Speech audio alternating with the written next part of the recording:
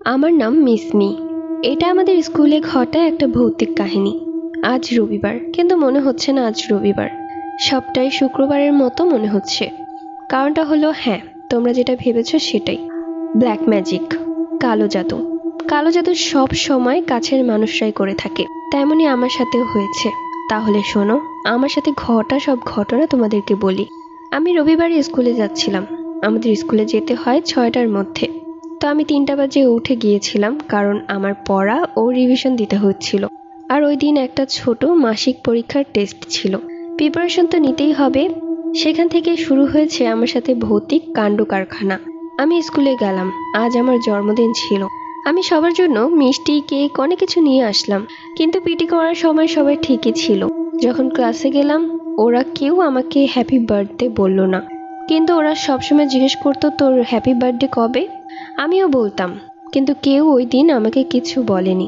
আর ওই দিন যেহেতু আমার বার্থডে ছিল, তাই আমি পড়াও শিখতে পারিনি। রিয়েল আইডি জান্নাত ব্লগার। আমি পড়াশোনায় ভালোই ছিলাম, কিন্তু আমার আগে যে রোলার ছিল সে আমার বেস্ট ফ্রেন্ড ছিল। মানে ও আমার কাছের মানুষের থেকেও কম না, ও আমার কাছের মানুষের থেকেও অনেক বেশি।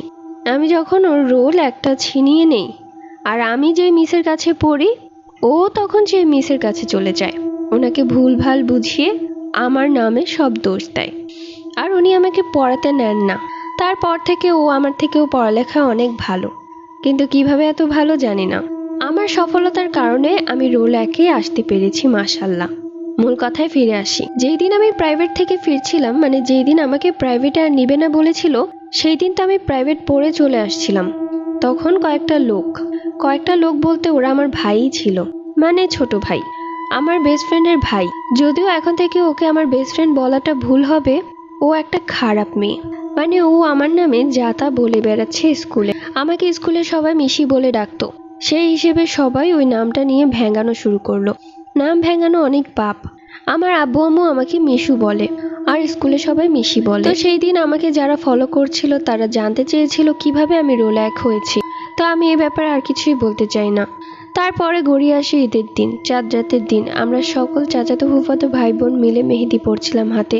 আমার মেহেদি অনেক আগে থেকে দিয়েছিলাম, সো ওই জন্য আমি মেহেদি শুকিয়ে গিয়েছিলাম বেলকনিতে।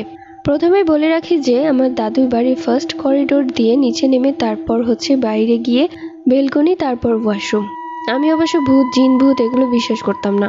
আমার দাদুর বাড়িতে অনেক তেঁতুল গাছ আর বট গাছ আছে, বলতেই হবে যেহেতু গ্রাম সাইড। আমি যখন করিডোর দিয়ে নিচে নামলাম, তখন আমার কেন যেন খুব ভয় করছিল। আমি দেখলাম সাদা কাপড় পরে চুলগুলো লম্বা নিচে নামছে কেউ। পরবর্তী